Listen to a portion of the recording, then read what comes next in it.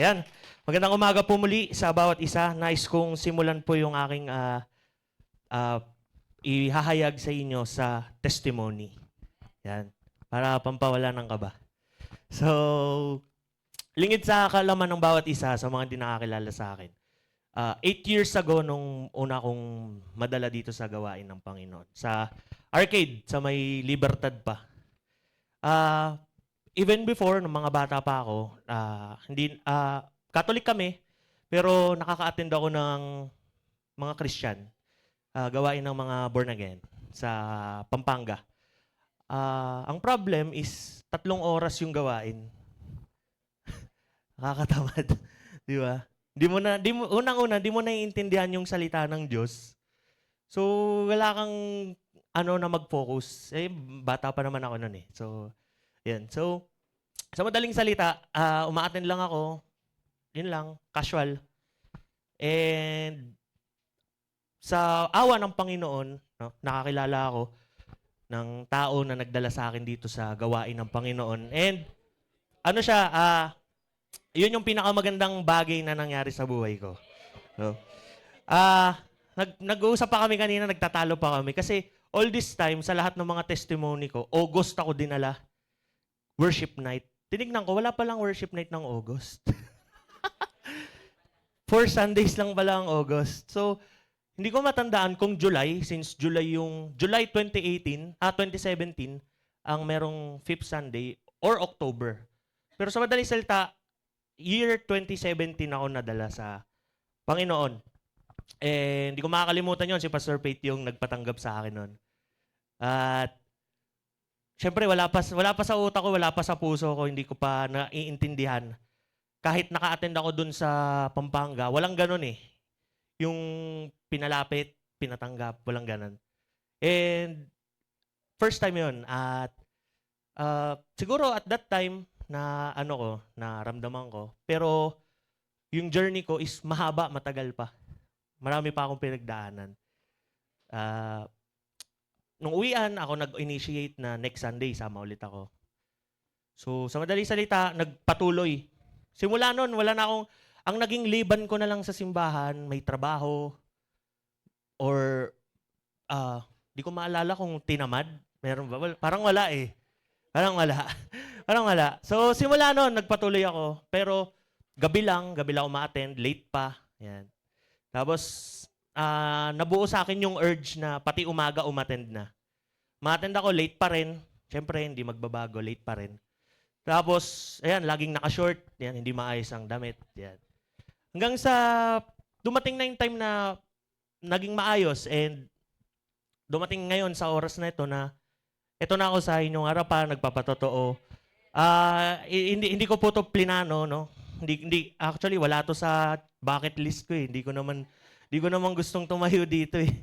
Hindi ko naman gustong magbahagi ng salita ng Diyos. Pero iba po yung plano ni Lord eh. Iba yung plano, nakalatag na yun eh. Nakalatag na sa buhay ng bawat isa sa atin yung plano ng Panginoon. And ito po yung journey ko bilang mananampalataya, bilang isang anak ng Panginoon na ginamit niya yung mga tao, yung mga event, yung mga church activities, no?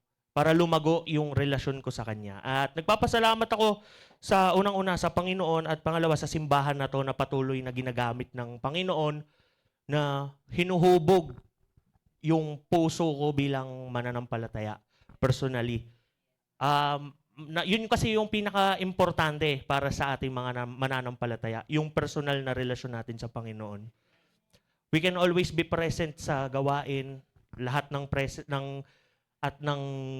gawain ay naatinan natin. All present, check tayo lahat.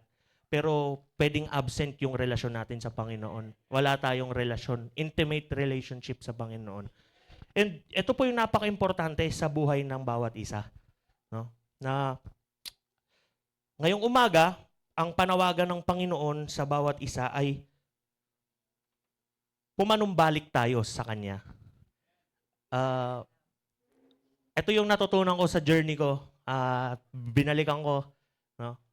Hindi ko alam na ang isip ko, hindi ako nawawala eh.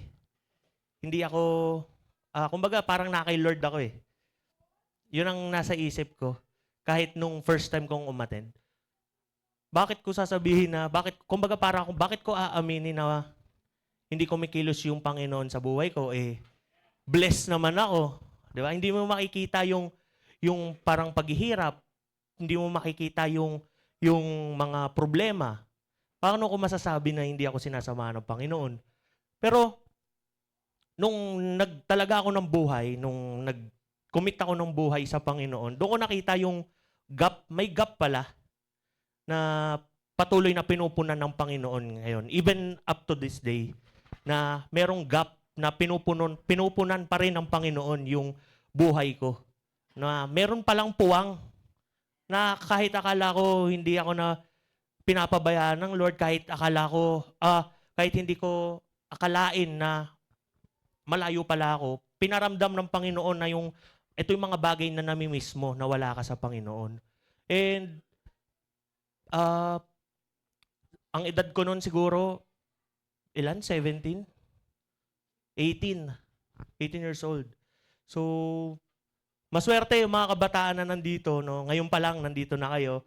And I just wish, no, na medyo maaga pa nakakilala sana sa Panginoon. Pero ito yung plano ng Panginoon na ganong edad ako makakilala. And nagpapasalamat ako sa Panginoon na patuloy na akong ginagamit na nandito ako sa inyong harapan, naghahayag ng kanyang salita. At nais kong mangusap ngayong umaga. At ang title po natin ngayon ay ang Journey of Grace. The Journey of Grace. Ayan. Makibukas po tayo sa Lucas chapter 15 verse 11 to 32. Ayan. Alam na po natin yung story na yan, ang prodigal son. Ayan. Balikan lang natin. So verse 11, sinabi pa ni Jesus, may isang tao na may 2 anak na lalaki. Sinabi sa kanya ng bunso, Ama, ibigay na po ninyo sa akin ang mamanahin ko. At hinati nga ng ama ang kanyang ari-arian. Pagkalipas ng ilang araw, ipinagbili ng bunso ang kanyang bahagi at nagpunta sa malayong lupain. Nilustay niya roon sa mga bisyo ang lahat niyang kayamanan. Nang maubos na ito, nagkaroon ng matinding taggutom sa lupaing iyon, kaya't siya'y nagsimulang maghirap. Namasukan siya sa isang taga roon at siya'y pinagtrabaho nito sa isang babuyan. Sa tindi ng kanyang gutom at dahil sa wala namang nagbibigay sa kanya ng pagkain, halos kainin na niya ang mga pinagbalatan ng mga bungang kahoy na pinapakain sa mga baboy. Ngunit napag-isip niya ang kanyang ginawa at nasabi niya sa sarili, labis-labis ang pagkain ng mga alila ng aking ama. Samantalang ako'y namamatay dito sa gutom. Babalik ako sa aking ama at sasabihin ko sa kanya, Ama, nagkasala po ako sa Diyos at sa inyo. Hindi na po ako karapat-dapat na tawaging anak ninyo. Ibilang na lamang ninyo akong isa sa inyong mga alila. At siya'y nagpasyang umuwi sa kanila. Malayo pa'y natanaw na siya ng kanyang ama, at dahil sa matinding awa ay patakbo siyang sinalubong, niyakap at hinalikan. Sinabi ng anak, Ama, nagkasala po ako sa Diyos at sa inyo. Hindi po ako karapat-dapat na tawaging anak ninyo. Ngunit tinawag ng ama ang kanyang mga alila, Dali, kunin ninyo ang pinakamagandang damit at bihisan ninyo siya. Suotan ninyo siya ng singsing at sandalyas. Katayin ninyo ang pinatabang guya at tayo'y kumain at magdiwang. Sapagkat ang anak kong ito ay namatay na, ngunit siya ay nabuhay. Nawala, ngunit muling natagpuan. At sila nga'y nagdiwang. Nasa bukid noon ang anak na panganay nang umuwi siya at malapit na sa bahay. Narinig niya ang tugtugan at sayawan. Tinawag niya ang isang utusan at itinanong, Bakit? Anong mayroon sa atin? Dumating po ang inyong kapatid, sagot ng alila. Pinapatayin po ng inyong ama ang pinatabang guya dahil ang iyong kapatid ay nakabalik ng buhay at walang sakit. Nagalit ang panganay at ayaw niyang pumasok sa bahay. Pinuntahan siya ng kanyang ama at pinakiusapan. Ngunit sumagot siya, Pinaglingkuran ko kayo sa loob ng maraming taon at kailan may hindi ko kayo sinuway. Ngunit ni minsay hindi ninyo ako binigyan ng kahit isang maliit na kambing para magkasayahan kami ng aking mga kaibigan. Subalit nang dumating ang anak niyong ito na lumustay ng inyong kayamanan sa masamang babae, ipinagpapatay pa ninyo siya ng pinatabang guya. Sumagot ang ama, "Anak, lagi kitang kapiling at ang lahat ng aking ari-arian ay sa iyo. Nararapat lang na tayo'y magsaya at magdiwang sapagkat namatay na ang kapatid mo. Ngunit nabuhay, nawala, ngunit muling natagpuan." Amen. Purihin po ang salita ng Panginoon. So, sa chapter 15 po na ito, pag binasa po natin buong chapter na to, may iba-ibang mga parabola na ang pinapatungkulan po ay yung nawala, ngunit muling natagpuan. And dito tayo nag-focus sa prodigal son, no? Na napaka-powerful nitong chapter na to dahil ito yung message ng Bible, ng Panginoon, ng Diyos sa atin, na actively nagsisik siya sa atin kahit tayo ay patuloy na lumalayo, no? And nagre-rejoice siya sa mga taong bumabalik sa Kanya. Tatlo yung kailangan nating hihimayin natin to sa tatlong paraan. Ngayon, merong tatlong karakter na nabanggit, di ba? Yung una is yung bunsong anak na naglustay ng pera na hindi pinahalagahan yung ibinigay ng kanyang ama. Nagmadali. Yung pangalawang anak na, yung tatay, yung ama na patuloy na muling tinanggap sa kabila ng masamang ginawa sa kanya. At yung anak na hindi nawala sa poder ng tatay, pero nagkaroon ng galit dahil piling niya nawalan siya. Ngayon, sa unang puntos natin, ang unang puntos po natin is the pursuit of freedom. Yan. Marami po sa ating mga Kristiyano, sa ating mga mananampalataya, na tayo po yung unang ano tawag dito? Tayo yung unang anak, yung pangalawang anak, yung bunsong anak. No? Marami tayong hinahabol. Nagmamadali tayo. Today's generation are all in a hurry. Nagmamadali tayo. Sa lahat ng mga bagay na mayroon tayo, nagmamadali tayo. Meron akong nabasa, meron akong napanood. Lahat ng ginagawa natin, madali. Try natin bagalan. Try natin mag-pause, try natin bumagal sa buhay na to. Marami ang nagnanais na iwanan kasi na-outgrow na natin yung simbahan na to. No? Spiritually speaking, no? Many people, many Christians live home. Yung bahay, hindi yung bahay nila, hindi yung simbahang ito, but yung Panginoon. Iniiwanan nila yung Panginoon over something na akala nila mas lalago, magpapalago sa kanila. Yung pera, trabaho, which is in return, mapapalayo siya sa Panginoon. Yun po yung hinahabol karamihan ng mga tao. Karamihan ng mga Kristiyano sa even dito sa atin na nakakarinig ng salita ng Panginoon. Even me, no? Sometimes dumarating tayo sa pagkakataon na mas hinahabol natin yung mga bagay na yes, magpapalago sa atin, magbibigay ng growth, magbibigay ng kalaguan sa buhay natin, magbe-benefit tayo physically, magbe-benefit yung family natin, yung future generations, mga anak natin. But at what cost? Ano yung kapalit? Nawawala tayo sa simbahan, nawawala tayo sa Panginoon, no? And it is very alarming, no? Like the younger son, akala natin ito yung tunay na kasiyahan. Yung pera, yung malaking sahod sa trabaho. Well, blessing yun, pero kung igagrab natin and at the cost of magkakaroon ka ng trabaho ng Sunday, do you think it is still a blessing? Di ba? Hindi na po. Kung mapapalayo tayo sa Panginoon. Sabi sa James chapter 4 verse 13 to 14. Makinig kayo sa akin, kayong nagsasabi, ngayon o bukas ay pupunta kami sa ganito at ganong bayan at 1 taon kaming mananatili roon. Mangangalakal kami at kikita ng malaki, ni hindi nga ninyo alam kung ano ang mangyayari sa inyo sa araw ng bukas. Ang buhay ninyo'y parang usok lamang, sandaling lumilitaw at agad nawawala. So tandaan po natin, lahat ng pinaplano natin, ginagawa natin, is it according to God's plan?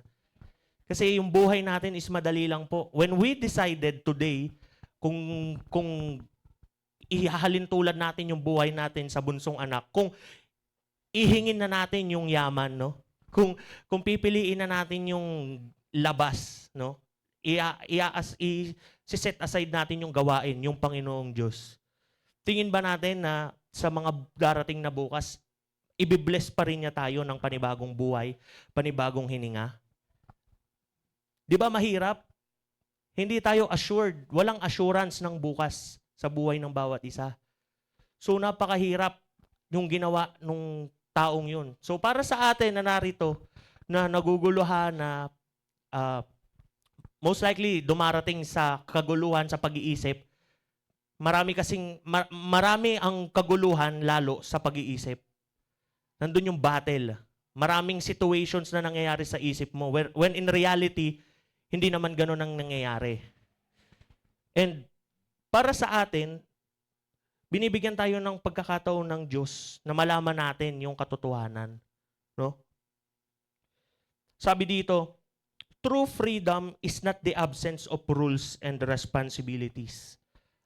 Ang totoong malaya daw, kalayaan, ay hindi pumapatungkol sa walang responsibilidad or walang limitations. Hindi po. Kasi human nature, ang ibig sabihin ng atin sa malaya is walang rules, no? Walang sinusunod.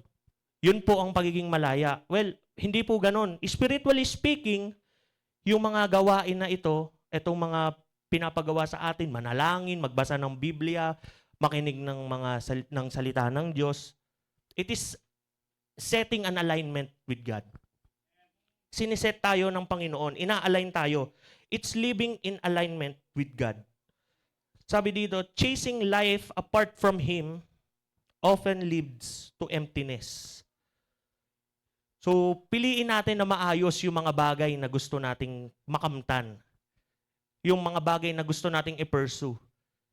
Hindi tayo assured sa buhay natin kinabukasan. So, maaari lamang ini-encourage ang bawat isa na maging firm tayo sa kung ano yung pinanampalataya natin, kung ano yung gusto natin.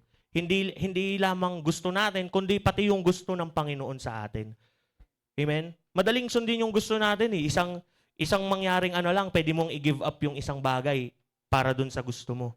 Pero ano yung masasacrifice? At what cost? Sabi sa Proverbs 14:12-14, may daang matuwid sa tingin ng tao, ngunit kamatayan ang dulo nito.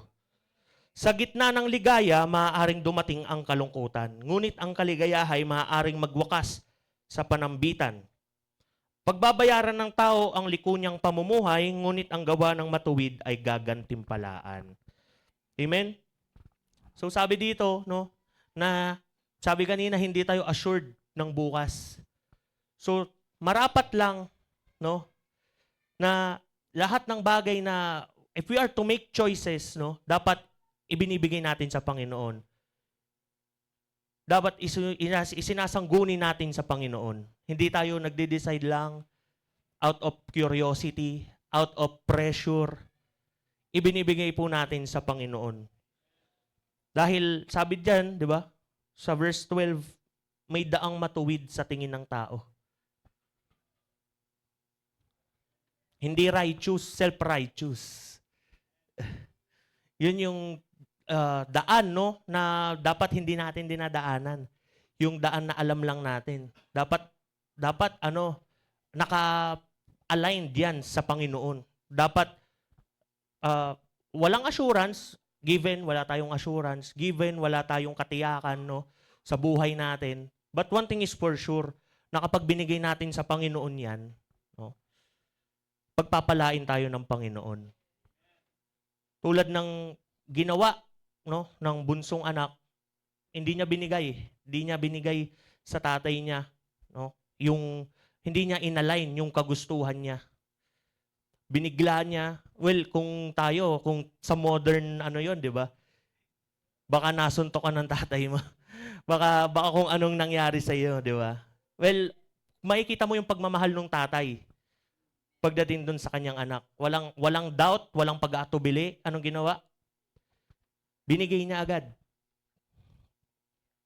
Ganon talaga ang pagmamahal ng Ama. Tulad ng pagmamahal ng Diyos sa ating isa, sa bawat isa.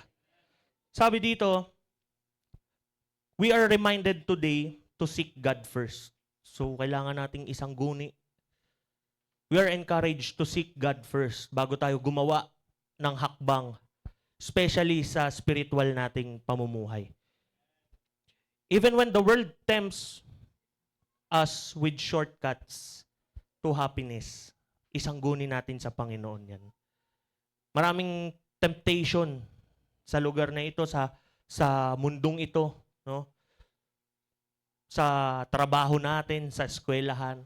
Nandun yung mga shortcut sa kasiyahan. Pero at what cost, no? Kung magi-give up naman yung oras mo sa Panginoon, kung magi-give up naman yung relasyon mo sa Panginoon, magi-give up naman yung family na binuo mo dito sa simbahan na to. And number 2, yan. The realization of need. Yan. Many of us people today only recognize God kapag mayroong nang nangyaring masama sa atin. And ito po yung nakakalungkot, no? Patungkol pa rin ito dun sa bunsong anak na gumawa man siya ng mali. Pero the good thing is, nagkaroon siya ng realization, nagkaroon siya ng part, no, na hindi siya natuluyang nalugmok doon sa kalagayan na meron siya, na kinabibilangan niya. Na-realize niya, no, na may mali. Pero ito yung nakakalungkot sa bawat isa. Many of us turn our faces to God only when there is wrong. Kapag may mga kakulangan sa financial, kapag mayroong problema sa trabaho, kapag may mga broken relationships, pag may mga financial struggles, kapag may anxiety, doon lang tayo tumatawag sa Panginoon. And it is very alarming, no? Minsan kasi, kadalasan, kahit mga Kristiyano.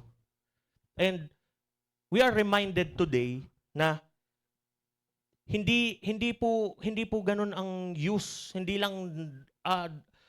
natin ini-encourage, pero it is a good way na lumapit tayo sa Panginoon kapag tayo ay nahihirapan. Pero wag nating hintayin, no? If you are able now to praise the Lord, to give thanks to the Lord, na ibigay mo yung best mo, ibigay po natin. Sabi dito, sa Isaiah chapter 55, verse 6 to 7, hanapin mo si Yahweh habang siya'y matatagpuan. Manalangin ka sa Kanya habang siya'y malapit pa. Dapat nang talikuran ang mga gawain na tong masama at dapat magbago ng pag-iisip ang taong liko. Sila'y dapat manumbalik at lumapit kay Yahweh upang kahabagan at mula sa Diyos makakamit niya ang kapatawaran. Amen. So walang imposible sa Panginoon kahit gaano pa tayo karumi, kahit ano pa yung nagawa nating kasalanan. Tulad ng ginawa ng bunsong anak, no? Isang lapit niya lang, nung dumating yung time na na-realize niya yung mali niya, lumapit siya sa tatay niya, bumalik siya. Anong sabi? Patakbo pa siyang sinalubong. Well, nandun yung forgiveness sa puso ng Panginoon, nandoon yung love, no? At hindi natin kayang tumbasan yun. Kung sa atin yun mangyari, baka makarating sa bahay yung anak mo, hindi mo pa rin pinapansin. Well, iba yung puso, iba yung pagmamahal ng Diyos sa atin. And yun yung kailangan nating baguhin sa atin. Yun yung ini-encourage tayo ng salita ng Panginoon na maging ganun ang ating puso towards others. Sabi dito, like the prodigal son na in-acknowledge niya yung limitation niya. Naging limitado siya nung lumabas siya. Kumbaga sa feeling natin ngayon, mga Kristiyano, na tayo narito sa gawain, meron tayong malakas na pananampalataya, meron tayong prayerful life, no? Pero what if dumating tayo sa lowest point ng ating buhay, yung rock bottom, yung pinakababa, pinaka lowest point ng ating buhay na hindi tayo, na wala tayong kakayanan, na yung lakas, na wala tayong kakayanan na makipag-usap dahil sa gulo ng environment na meron tayo, wala tayong kakayanan manalangin ng intimate. Paano pag dumating tayo sa ganong pagkakataon?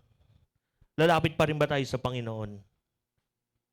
Sabi dito, napaka-importante sa paghingi ng tawad is yung na-realize mo na mali ka. Inaamin mo na mali ka. Kasi kung humihingi ka lang ng kapatawaran at in the first place, yung naka-root ito, naka-abide to sa maling posture ng puso, para ka lang nagsasabi ng sorry tapos wala lang. So, kailangan yung paghingi mo ng kapatawaran is aligned yung puso. Yung posture ng puso mo is unang-una na-realize mo na mali ka. Inamin mo na mali ka. Sabi dito, di ba? It means admitting we can't do perfectly sa buhay ng bawat isa. And we need guidance and forgiveness from the Lord. Tulad nung anak niya na nahihirapan na, wala nang makain, ultimo pati pagkain ng baboy, nakihati pa siya. Well, ganun talaga pag wala sa Panginoon, mahirap. Hindi, technically speaking, hindi ka maghihirap sa maraming wala sa Panginoon pero mayaman. Masarap ang pagkain. Pero yung spiritually speaking, yun po ang nagugutom. Yun po ang nawawala, yun po ang nangangayayat, nagiging malnourished. And napakahalaga na nandito ka. Yung first timer, mga second timer, napakahalaga na nandito po kayo. Hindi para maganda sa live, hindi para maganda nakikita ng mga head ng mga pastor na wow, may bisita pa rin sa Mandaluyong. No. It is for your own good, para sa atin po to. Para sa bawat isa, no. Hindi po ito para sa page, hindi po ito para sa simbahang ito, kundi po ito para sa inyo. Sabi po sa Matthew chapter 5 verse 3, pinagpala ang mga taong walang inaasahan kundi ang Diyos sapagkat kabilang sila sa kaharian ng langit. So napaka-importante na nandun yung paghingi natin ng kapatawaran. Kasi sa paghingi natin ng kapatawaran, nandun yung pag-acknowledge natin ng limitations natin na hindi natin kayang gawin itong mga bagay na to kung wala ang Panginoon sa atin. Napakamapalad natin dahil lagi pa rin nating nare-realize na mali tayo, humihingi tayo ng kapatawaran sa Panginoon, and yun yung napaka-importante. Kahit paulit-ulit mong magagawa yan, ang mahalaga, humihingi ka ng kapatawaran sa Panginoon. Hindi po natin ini-encourage dito na okay lang gumawa ng kasalanan, ha? Don't get me wrong, pero napaka-importante na yung mga bagay na hindi natin alam, nagagawa pala natin, patuloy pa rin nating naihihingi ng tawad. Huwag po tayong magsasawa. Sabi po sa number 3, ayan, matapos na tayo. The celebration of restoration. Yan. So, ito na po, patungkol naman po ito dun sa tatay, no? Na galak lang yung naramdaman niya nung bumalik ang kanyang anak. Walang pagtatanong, walang pag-aatubili. Mababasa natin walang galit, walang hinaing, walang negative, no? Tumakbo, niyakap, nalikan, pinaghandaan. In modern society sa ating mga Kristiyano ngayon, mga panahon na ito, failure often carries shame. Yung kabiguan, yung kapalpakan, kaakibat niyan is yung takot na magpanumbalik, na bumalik. Which is, dyan po tayo inaatake ng kaaway. Yan po yung tinatawag na condemnation. No? So kapag nabuo yan sa atin, sa puso natin, na bakit pa ako babalik kung wala Kung ang hirap naman bumalik. Well, mahirap. Mahirap ang buhay na wala sa Diyos. Pero mas mahirap kung hindi mo trinay bumalik sa Panginoon. Sabi dito, no, na napaka-importante na ina-acknowledge natin yung pagkakamali natin. And napaka-importante na bumabalik tayo sa Panginoon. Ito po, nangungusap ang Panginoon sa atin. Hindi ko po ito ginawa, hindi ko po ito ibinigay sa inyo ngayon para sa specific na tao, para po ito sa ating lahat. Sabi dito, people fear judgment or rejection. Wala ako sa lugar para magsalita nito dahil hindi naman ako nawala sa gawain. Sabi ko nga doon sa patotoo ko, hindi ako lost, pero I can consider myself found. No?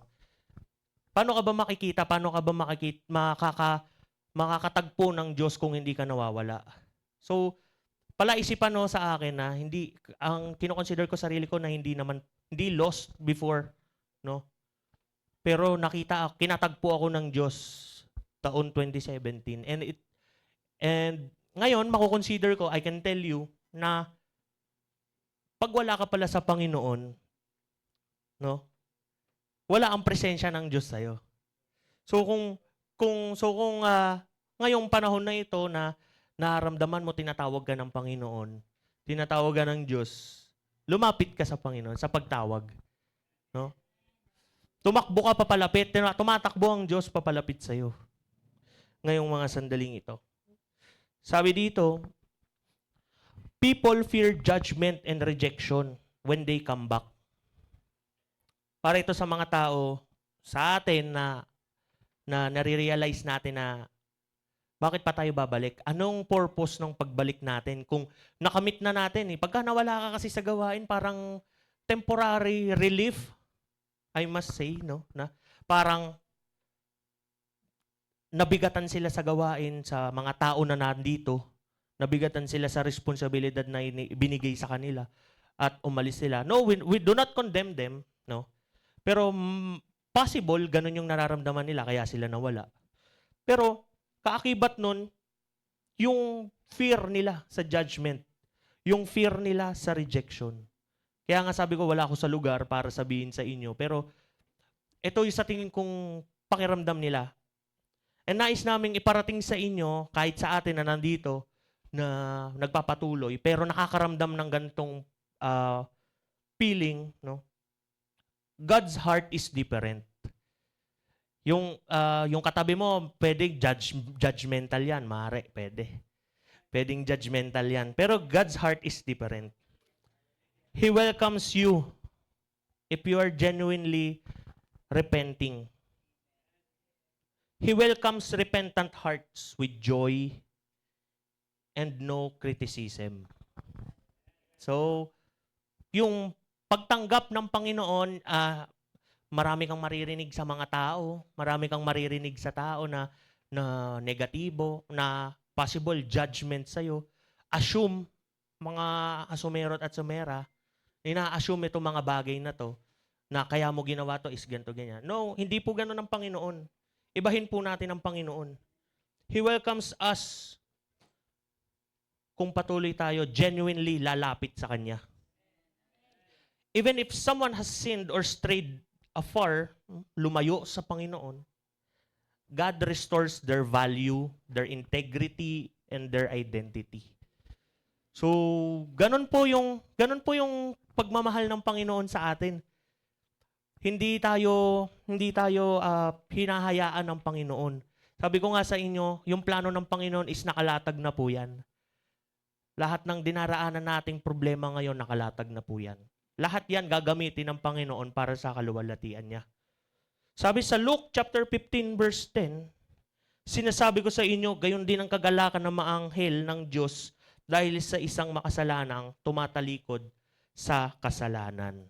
So, grabe po yung galak na nabibigay ng bawat isa na nandito. Huwag niyo pong i-consider yung sa inyo na straight tayo, na righteous tayo. Kasi lahat tayo ngayon is makasalanan. Nagagalak po yung heaven ngayon na lahat tayo ay nandito, lahat tayo ay nagbigay ng buhay, nagsuko ng buhay. Ngayong umagang to. And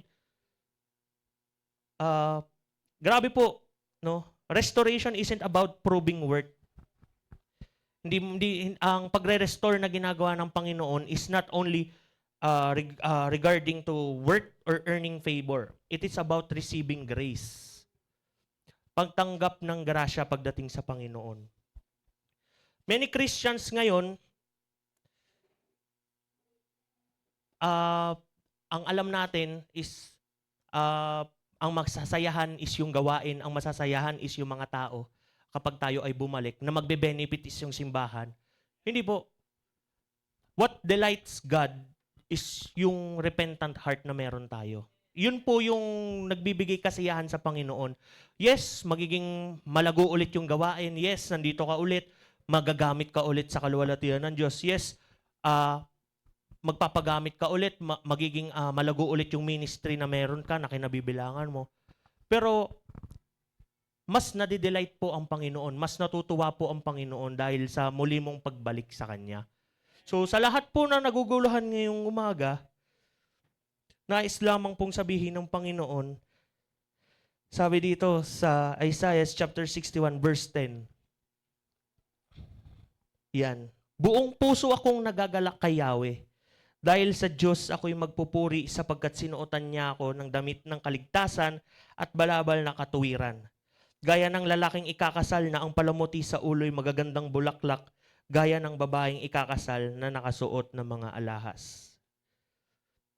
Iba po yung pag-prepare sa atin ng Panginoon, para sa atin na bumabalik sa Kanya. Nandoon po yung provision ng Panginoon. Protection, nandoon yung grace, yung blessing, kung patuloy tayong babalik at babalik sa Kanya. Sabi dito, when in Christ, we are made anew. Anew. Kapag tayo ay nasa Panginoon, binabago po tayo ng Panginoon. So ngayong umaga, inaanyayahan ko yung worship team. Yan. Tumayo po tayong lahat at magnilay-nilay po tayo.